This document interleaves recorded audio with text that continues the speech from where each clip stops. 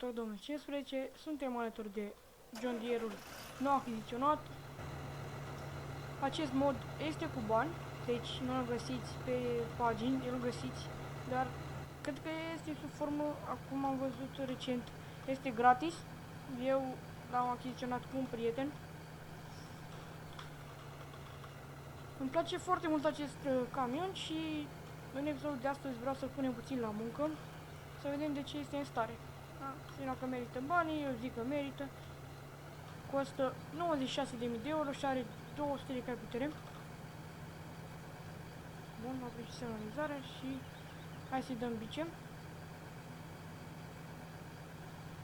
Mergem aici mergem la ferma noastră. Și mă repet, îmi cer scuze că se aude acel scârțit, dar nu pot să joc din tastatură. Uitați și vă cum se mișcă în joc. Nu-mi place, dar hai că nu se aude atât de tare. Deci, camionul este foarte bine texturat, are texturi foarte bune, nu face lag, deci mie nu face lag deloc. Și aici pe terenul 13 vom lucra noi. Vedem autocombine-ul, nu s-a cam descurcat bine pe aici, nu l-am setat eu corect. Și mi-a rămas dungi astea două, care în rest de aici am ales să trei circular, deci în rest eu am făcut. Partea aceasta a făcut-o autocombine-ul și după aceea tot ce vedeți la circular eu am făcut, m-am supărat.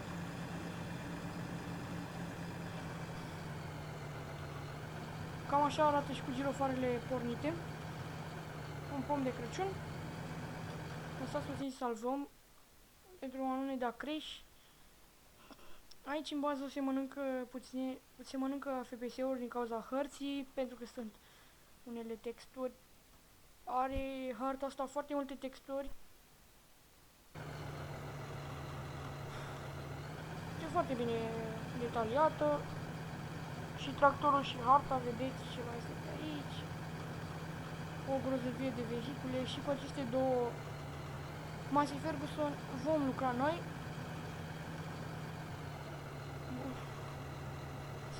Să parcăm și noi John Deere-ul aici. Ne dăm jos din el. Și mergem la Massey Fergusonul acesta.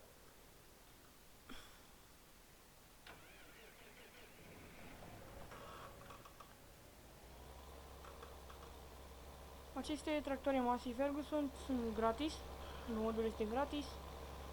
Modpack-ul conține în jur de 6 tractoare, dacă nu mă înșel.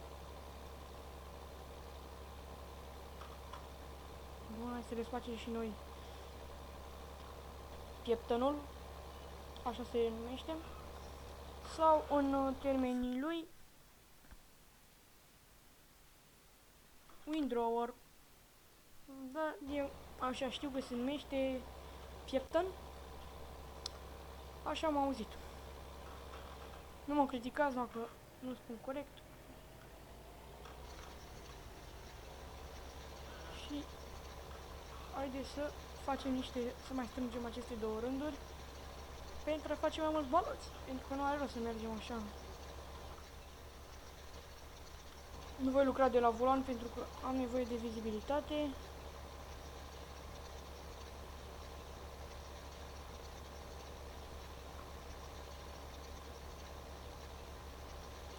Dacă ne rămâne timp să facem și câțiva baloți, vom face, dar nu cred.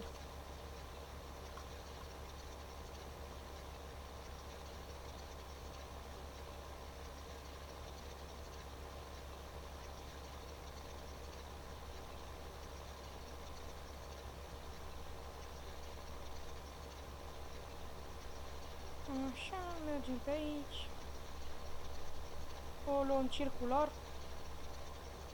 Cel mai bine.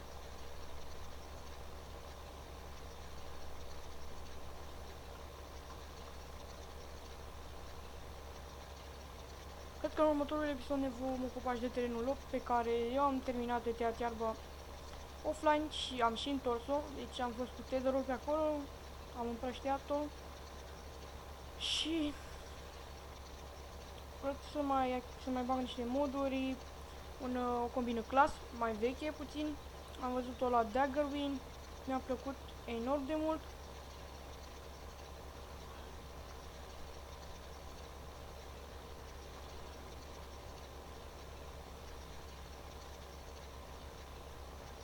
Trebuie să mai vorbesc cu el pe seama acelui mod. Să-mi dea și mie link, pentru că modul este privat. Lui s-a dat pentru a fi promovat. Combina, să știți, este destul de bună în comparație cu cei din joc, care foarte multe texturi. Și cred că în Farming Simulator 2017, pentru că 2016 a apărut pe Android. Poate că ați mai auzit la Barbă Neagră.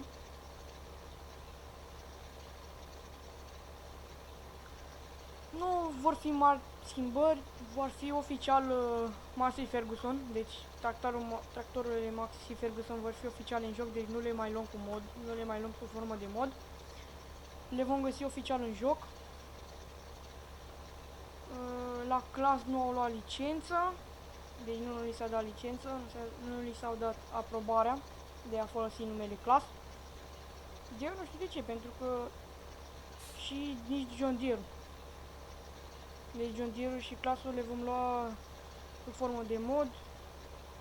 Frate, până la urmă vă faceți să fac o promovare. Dar, în fine, nu știu de ce. Nu e treaba mea. Pe mine mă interesează să fie jocul ca lumea, cum este de la 2013 la 2015, o schimbare enormă. Au cele mai multe moduri le are Farming Simulator 2013. Am văzut cele mai multe tractoarele John Deere, Chaser, am văzut multe. În Farming Simulator 2013 sub formă de moduri, dar aș vrea să apară și în 2016, văd că sunt foarte puține. Dacă găsești două tractoare John Deere 6, ești mulțumit. Să fii mulțumit. Băi copii, se termină școala. Pentru mine clasa 8-a se va încheia.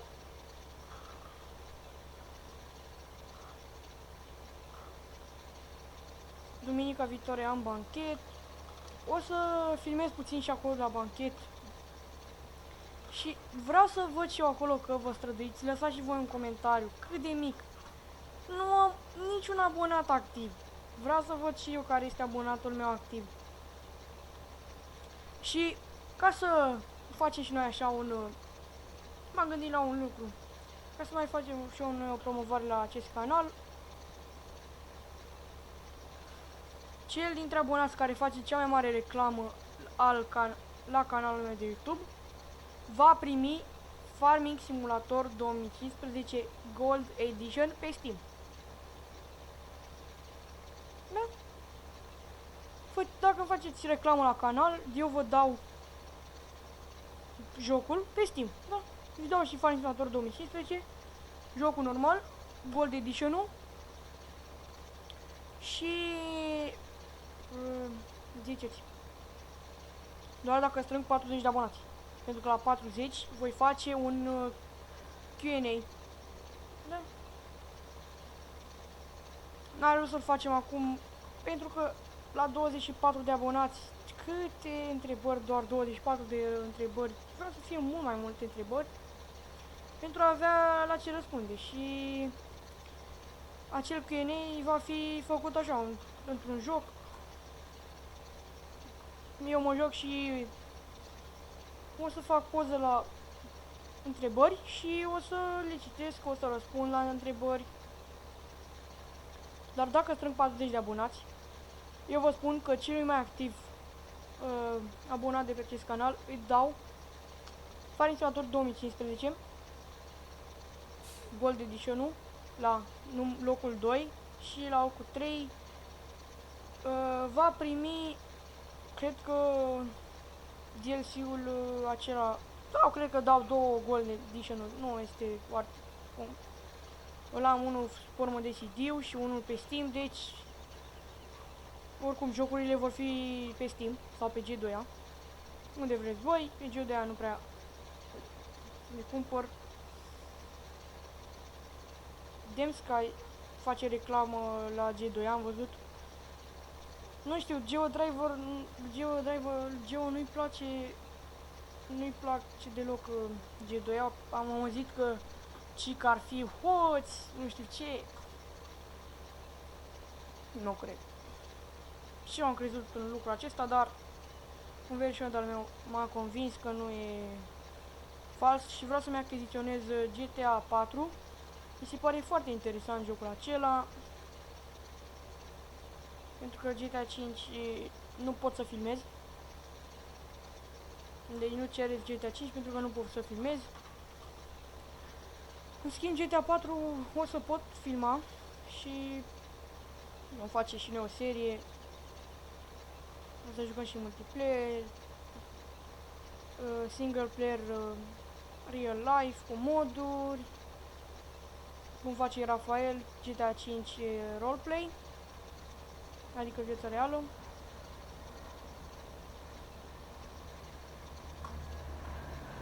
Avem un avion care trece.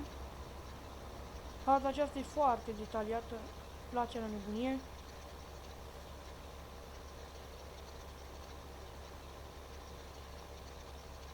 De-aia mă să joc și să fac o serie cu harta aceasta.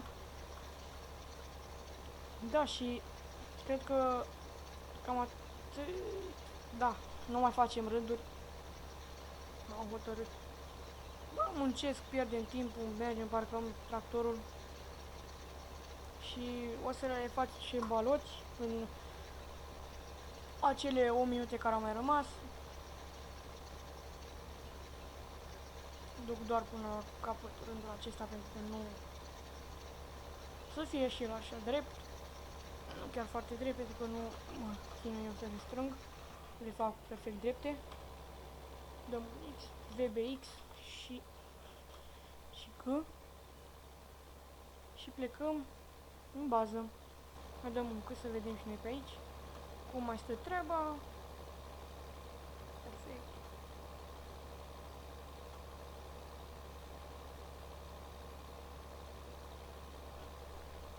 Mergem rapid acasă, parcăm Massey Ferguson 5712, vedeți acolo pe inspector. Merge și bine, facem mulți baloți. Trebuie să facem și baloți de iarbă pentru vaci. Deci vreau vaci. Să cumpăr niște văcuțe. Noi nu o să fac mai încolo. Găinile nu are rost. Mi se pare. Pot să cumpăr porci? Am și o întrebare. Are implementat? Da, are și viței și porci. O să avem de lucru pe harta aceasta. Nu o să facem doar 10 episoade și atât. Cred că o să ne ducem în jur de 40 de episoade. Sper. Parchez așa tractorul, oprim motorul, ne urcăm în Massey Ferguson celălalt, dăm Y, un X la presa de balotat să o desfacem și plecăm. Plecăm pe teren unde vom face baloți. Presa de balotat este mod, mi-a plăcut, am văzut tot la Daggerwin și la un youtuber din Anglia. Mi-a plăcut, este exact copie după cea din realitate. Acum o să mă duc de la volan pentru a face ce de puternic, pentru a cupla. Fac. Hai să luăm John Deere. Hai că parcăm pe ăsta aici. Oprește-te, mă. Perfect. Sărim în John Deere. Asta crezi că are putere are? Fac. Crezi că s-a blocat jocul. Bani mai am decât 5.000 de euro. Am mai muncit eu foarte mult offline. 240 și ăsta cât avea? 200, 180, 128, pardon. Și clar e mai puternic John Deere-ul.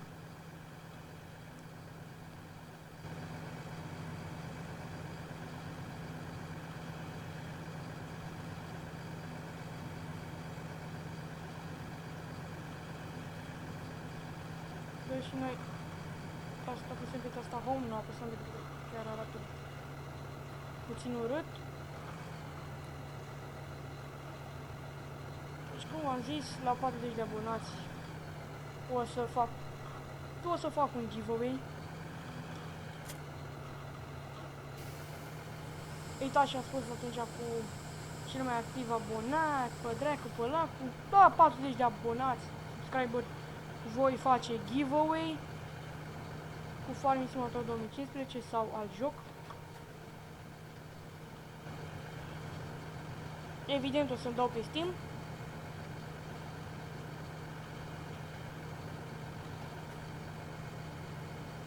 Frate, cât de rapid merg baloții. Cred că vom spate de aici în jur de 100 de baloți. O să terminăm cu baloții offline și data viitoare ne vedem cu munca finalizată, adunându-i, punându-i pe remorcă și transport, ducându-i acasă. O să mărim puțin viteza.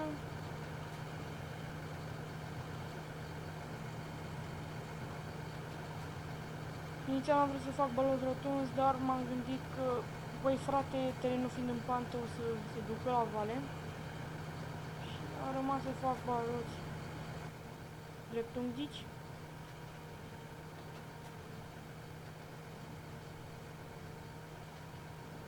Merge treaba strună.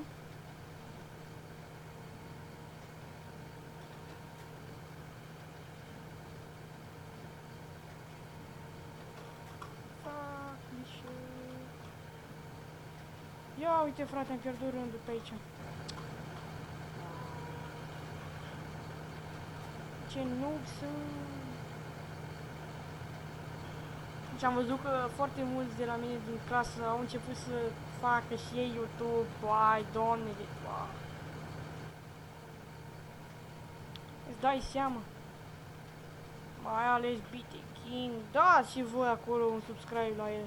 Hai, să zicem. Nu-i fac promovare, dar... Așa, nu... BT King.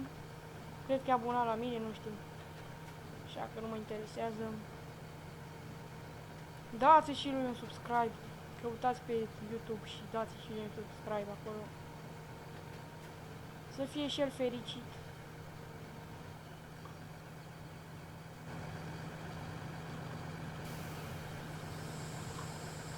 Nu moriți dacă îi dați și lui un subscribe. Am văzut că a făcut man boss, promovare. Are și el 6 abonați. Recunosc și mie mi-a făcut o promovare, dar eu îi fac intro. În general știu că promovările se plătesc. Dar nu știu, nu mă interesează.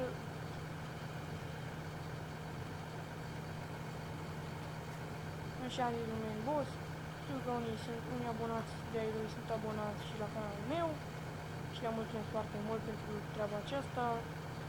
Toată stima pentru voi.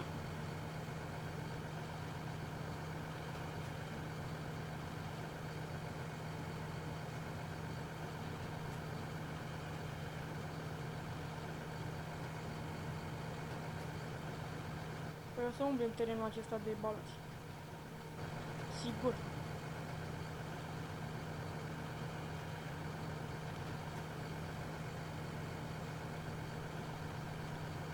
Și începe săptămâna în forță cu Farming Simulator 2015.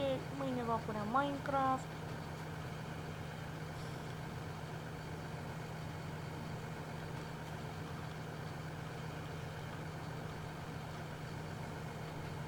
Vă repet, la 40 de subscriber voi face și Q&A și giveaway. Deci, dacă vreți jocuri să fac un giveaway, dați și voi share, subscribe și like. Doar dacă îți place, dai like. Nu sunt adeptul. Am văzut că unii pe Facebook iau poze din aceea dramatice și 7 ani cu ghinion dacă nu dai like. Pe mine treaba asta mă disperă. Obsedați de like-uri, frate, parcă ar lua bani pe treaba asta. Nu știu ce naiba.